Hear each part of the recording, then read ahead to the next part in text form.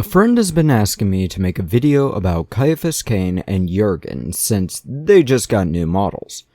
I think Cain is usable as a standard commissar, but I don't know if Jurgen is usable for anything. That being said, both models could also just be diorama models, like the recent Age of Sigmar Necromancer model that I thought looked really cool but had a base that was way too large for the actual game. So, are you planning on talking about those two characters then? Honestly, no, I don't really care to. I've read, or rather listened, to the Caiaphas Cain anthology, but I don't think there's really anything else I can say about the character. The most I can really talk about is that I personally think he's supposed to be a latent psyker, with how lucky he is. But there's nothing more conclusive than his level of luck. So what's your plan for this week then? It is Wednesday, right? So it's gotta be warp adjacent, right? I mean, technically, but I ain't really got a plan this week. I've been on such a card game hype, I haven't really thought about much else in the past few weeks. What's your plan then? Primarch decks? What? No, that'd be stupid. I really don't know this game's decks enough to even guess who would have what. Plus, that's probably the dumbest crossover I can even think of. Probably dumber than Helldivers and Warhammer. Didn't that happen literally the other day? I mean, yeah, it did, but let's not talk about that, especially given the developers of Helldivers games sounded like they did not give a shit in the announcement trailer. Okay, I'm not the only one who noticed that. Seriously, how does it fit so well and feel like it doesn't fit at all? I don't know. I don't know if I'll actually re-download the game. I've not had much time for a long session video games like that, which is really unfortunate. I do love video games, but my time has been split between work, and other work. Don't you deliver food on this warship for a living? Yeah, along with the Conqueror Creation stuff, which I've been working on more and more lately, and then I consider this channel part of my job too, despite the fact that it doesn't and won't profit me in any way, shape, or form at any point in my life. I'd still consider this sort of an advertisement method for Conqueror. Well, we're actually getting close to the point where this stupid script goes into the actual discussion, so what's the actual subject you'll be going into? Shit, I really ain't got an idea. Let's see, You know what? How about a Boltgun 2 review? Is that game out yet? No! But the demo is, which I have played about halfway after writing this script because it was downloading when I started this script. But at this point, I've played it. So, this is a par for the course sort of boomer shooter game. And they advertise it with two choosable characters. You can play as the original Space Marine Storm Guard veteran, Malam Kato, the one guy who can genocide an entire world of daemons.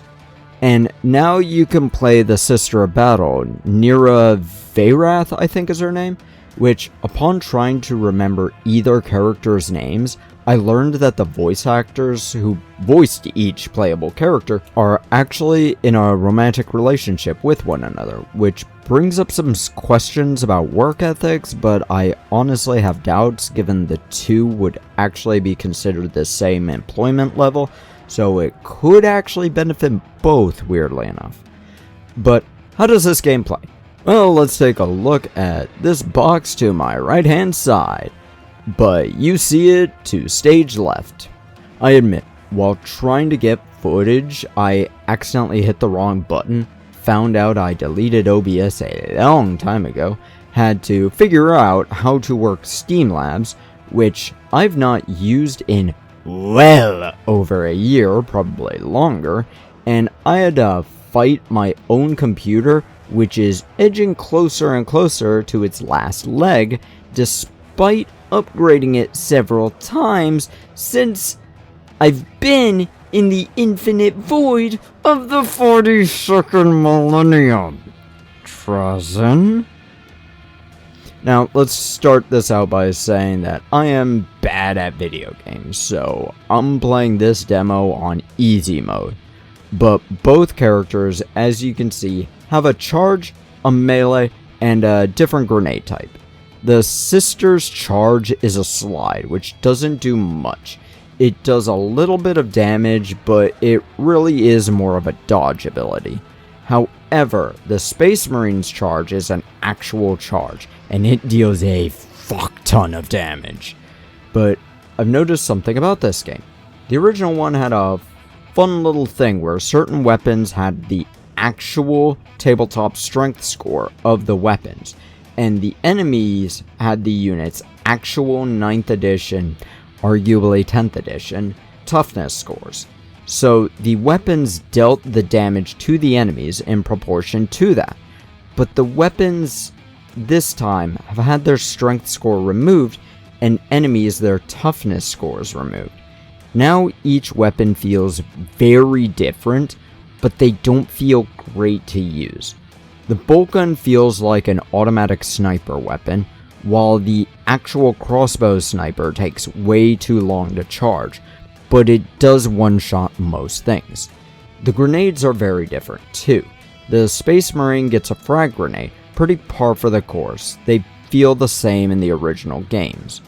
But the sister gets a melt-a-bomb, which does not go very far when thrown, has way too large of an explosion range, and with how there's a ton of things around you at any given moment, it's stupid difficult to get away from the blast zone. Not only that, but it actually has a charge time too, which I don't like. Now, I'll admit that when writing this, I only played one level with both characters, and I'm not feeling it. It kind of feels like the DLC to the original game, which I did not like. I can tell that this game was made with the intention of appealing to more people. Unfortunately, I don't know if it's for me, ultimately, but I can't really call it good. I can only call it fine, you know? I don't think I'll be getting it when it comes out. Of course, I'm noticing that Games Workshop is handing out licenses like they're going out of style. Under normal conditions, I'd assume their stock prices are beginning to drop, but looking at them, it's not horrible, really. But that doesn't really mean anything. Given how public trading works, the investors will always demand more, because they expect to profit despite the infinite growth they want is literally impossible. But there's a very good reason I'm actively trying to prevent my company from going public.